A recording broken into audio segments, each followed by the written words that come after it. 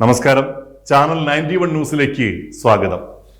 കേരളത്തിലെ എന്ന തന്നെ ഏറ്റവും വലിയ അവയവ കച്ചവട മാഫിയകളുടെ സങ്കേതമായി മാറിയിരിക്കുന്നു കൊച്ചി. 100% തെളിവുകൾ സഹിതം ചാനൽ 91 ഇതിനു മുൻപ് ഗൗരവമേറിയ ഈ വാർത്ത റിപ്പോർട്ട് ചെയ്തിരുന്നു. കൊച്ചിയിലെ ഈ അവയവ കച്ചവടം ഞെട്ടിക്കുന്ന പുതിയ രീതികളിലേക്ക് മാറുകയാണ്. മുൻപൊക്കെ മനുഷ്യ അവയവങ്ങൾ പറിച്ചെടുക്കുന്നത് മലയാളികളുടേതായിരുന്നുവെങ്കിൽ ഇപ്പോൾ അന്യസംസ്ഥാനക്കാരുടെയും അനാഥരുടെയും അവയവങ്ങളാണ് മാഫിയ സംഘം ചീന്തിയെടുക്കുന്നത്.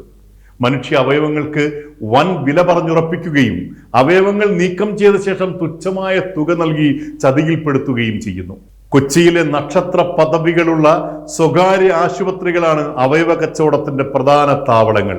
അനധികൃത അവയവ കച്ചവട വാർത്തകൾ മാധ്യമങ്ങളിൽ സജീവമായപ്പോൾ ഈ സംഘമൊന്ന് പതുങ്ങിയിരുന്നു. ഇപ്പോഴിതാ പുത്തൻ തന്ത്രങ്ങളുമായി ഈ മാഫിയകൾ അതിശക്തമായി രംഗത്ത് എത്തിക്കഴിഞ്ഞു.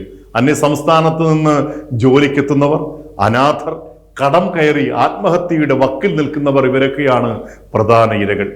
കൃത്രിമ രേഖകൾ ഉണ്ടാക്കിയത് കൊണ്ടും പണത്തിനു വേണ്ടി അവയവം ദാനം ചെയ്യാൻ നിയമം അനുവദിക്കാത്തത് കൊണ്ടും പറഞ്ഞുറപ്പിച്ച പണം ലഭിക്കാതെ പോകുമ്പോൾ ഇവർ ആരും തന്നെ പരാതി നൽകാനോ നിയമ പോരാട്ടം നടത്താനോ തയ്യാറാകില്ല. പോലീസ് രഹസ്യാന്വേഷണ വകുപ്പിന് കൊച്ചിയിൽ നടക്കുന്ന ഈ മാഫിയയെ കുറിച്ച് വ്യക്തമായി അറിയാം. എന്നാൽ വമ്പൻ സ്വകാര്യ ആശുപത്രി ഭീമന്മാരുടെ സ്വാധീനവും ഉയർന്ന കൈക്കൂലി തുകയും കാരണം അന്വേഷണങ്ങൾ നടക്കാറില്ല. അതാണ് സത്യം. സർക്കാർ ജീവനക്കാർക്കും ഇത്തരം നിയമവിരുദ്ധ പ്രവർത്തനങ്ങളിൽ വ്യക്തമായ പങ്കുണ്ട്. പിന്നോക്ക സമുദായങ്ങളിലുള്ളവരും ഗ്രാമവാസികളുമായ ആയിരക്കണക്കിന് അന്യ സംസ്ഥാന തൊഴിലാളികളാണ് ഈ അവയവ സംഘങ്ങളുടെ പുതിയ ഇരകൾ. ഇടനിലക്കാരെ ഉപയോഗിച്ച് വലിയ തുകയുടെ മോഹന വാഗ്ദാനത്തിൽ ഈ തൊഴിലാളികൾ കുടുങ്ങിപ്പോകുന്നു. ആദ്യ ഗഡുവായി ഒരു ചെറിയ സംഖ്യ നൽകി വിശ്വസിപ്പിക്കും. ഒപ്പം നിലവാരമുള്ള ഹോട്ടലുകളിൽ താമസിപ്പിച്ച് നല്ല ഭക്ഷണമൊക്കെ വാങ്ങി നൽകി ഇവരെ പൂർണ്ണമായും തങ്ങളുടെ വലകളിൽ വീഴ്ത്തും. ആശുപത്രി ജീവനക്കാരുടെ സഹായത്തോടെ കൃത്രിമ രേഖകൾ ഉണ്ടാക്കിയ മനുഷ്യ അവയവങ്ങൾ മുറിച്ചു മാറ്റപ്പെടും. അതോടുകൂടി ഇവർ ഉപേക്ഷിക്കപ്പെടുന്നു.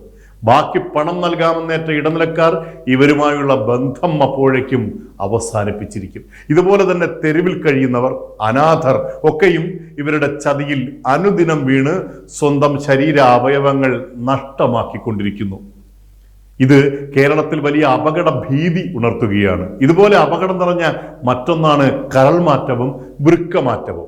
അംഗീകാരമില്ലാത്ത ആശുപത്രികളിൽ നടന്നുകൊണ്ടേയിരിക്കുന്നു. കുറച്ചു നാൾ മുമ്പ് പ്രശസ്തനായ ഒരു സിനിമാ സംവിധായകൻ ഇത്തരം ഒരു കരൾമാറ്റൽ ശസ്ത്രക്രിയയ്ക്ക് വിധേയനായിരുന്നു. ഓപ്പറേഷൻ തിയേറ്റർ സംവിധാനങ്ങൾ പോലുമില്ലാതെ മുംബൈയിൽ നിന്നും കരൾമാറ്റൽ ശസ്ത്രക്രിയ ഡോക്ടർമാരാണ് ഇത് ചെയ്തത്. സംവിധായകൻ ഇപ്പോൾ വിശ്രമത്തിലാണ്. എന്നാൽ ആരാണ് ഇദ്ദേഹത്തിന് കരൾ നൽകിയതെന്നോ എന്നാണെന്നോ ഇതിന്റെ റിസൾട്ട് എന്താണെന്നോ യാതൊരു വിവരവും ആശുപത്രി അധികൃതർ ഇതുവരെയും പുറത്തുവിട്ടിട്ടില്ല. ഈ താൽക്കാലിക സംവിധാനത്തിൽ നടത്തിയ ഓപ്പറേഷനിൽ വലിയ ദുരൂഹതകൾ ഉണ്ട്. ആരാണ് ഡോണർ എന്നതിന് വ്യക്തമായ തെളിവുകൾ ഇല്ലാത്തത് കൊണ്ട് തന്നെ ഇതേ ആശുപത്രിയിൽ ചികിത്സയ്ക്ക് എത്തിയ ആരുടെയെങ്കിലും കരളാണോ എന്നതും സംശയം ജനിപ്പിക്കുന്നു.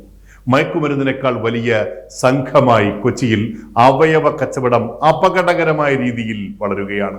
സ്വാധീനങ്ങൾക്കും കൈക്കൂലിപ്പണത്തിനും മുകളിൽ നിയമങ്ങൾ അതിശക്തമായി നടപ്പിലാക്കാൻ ഇച്ഛാശക്തിയുള്ള അധികാരികൾ തയ്യാറായില്ലെങ്കിൽ തെരുവിലുറങ്ങുന്ന അനാഥരും തൊഴിൽ തേടിയെത്തുന്ന അന്യ സംസ്ഥാന തൊഴിലാളികളും ഒക്കെ അവയവങ്ങൾ നഷ്ടമായി അലയുന്ന ദുരവസ്ഥയിലേക്ക് നമ്മുടെ നാട് മാറും. ജാഗ്രത.